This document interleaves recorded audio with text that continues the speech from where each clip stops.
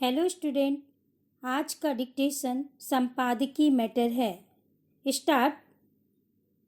Vaccine लगाने का फायदा यह है कि कोरोना संक्रमण हुआ भी तो 99% मरीजों का इलाज घर पर ही हो सकेगा। अस्पतालों पर लोड नहीं बढ़ेगा। वेंटिलेटर और ऑक्सीजन की ज़रूरत नहीं होगी। कोरोना इन्फेक्शन भी महज फ्लू होकर रह जाएगा। यूएस का डाटा कहता है कि 24 करोड़ लोगों को वैक्सीन लगी और उसमें से कुछ 100 लोगों को ही समस्याओं का सामना करना पड़ा है। सही मायनों में इसके फायदों के सामने नुकसान तो कुछ है ही नहीं।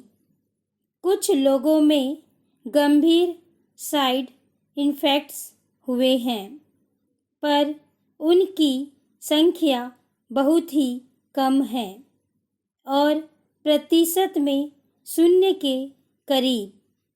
ऐसे में ज़्यादा से ज़्यादा लोगों को वैक्सीन लगानी चाहिए। पैरा, हम मानकर चल रहे हैं कि 70% लोगों को वैक्सीन लगी होगी या बाकी लोगों को कोरोना वायरस हो चुका होगा, तो हर्ड इम्यूनिटी बनेगी। इससे जिन्हें इन्फेक्शन नहीं हुआ है और जिन्होंने वैक्सीन नहीं लगाई है, उन्हें भी एक तरह से सुरक्षा घेरा मिल जाएगा। वैक्सीन के 2 डोज लगाने के 40-45 दिन बाद शरीर में इतनी एंटीबॉडी बन चुकी होगी कि वह वायरस को नष्ट कर देगा, उसे बढ़ने नहीं देगा। पैरा, कुछ लोगों को अलग अलग कारणों से एलर्जी होती है।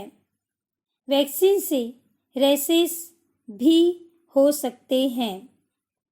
कुछ लोगों को सिर दर्द भी हो सकता है, पर ऐसे साइड इफ़ेक्ट्स की संख्या वाले बहुत ही कम हैं। थ्रोम्बोसिस की आशंका रहती है, पर अमेरिका के ही आंकड़े कहते हैं कि 1 करोड़ लोगों में से 6 लोगों को समस्याएं आई। यह भी उन महिलाओं को जो गर्भ निरोधक लेती हैं। लंबे समय तक यात्रा करने वाले लोगों, मोटे लोगों को भी यह समस्या हो सकती है, पर इनकी संख्या इतनी कम है कि हम किसी को वैक्सीन देने से इनकार नहीं कर सकते। अच्छी बात यह है कि भारत में किसी भी वैक्सीन से इस तरह के गंभीर साइड इफ़ेक्ट्स देखने को नहीं मिले हैं। पैरा, बिल्कुल लगवानी ही चाहिए। भारत उन चुनिंदा देशों में से एक है जहां यह सुविधा 1 मई से शुरू हो रही है। अमेरिका ने कुछ दिन पहले ही अपने यहाँ सभी वयस्क आबादी को वैक्सीनेट करना शुरू किया है। हम भाग्यशाली हैं कि हमें यह मौका मिला है। हमें यह वैक्सीन जरूर लगानी चाहिए। हम तो जनवरी से ही मांग कर रहे थे कि जल्द से जल्द पूरी आबादी को वैक्सीनेट करने की ज़रूरत है।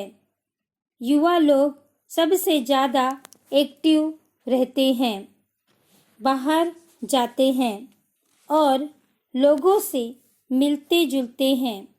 इन्हें प्रोटेक्शन मिलेगा तो संक्रमण को रोकने में मदद मिलेगी।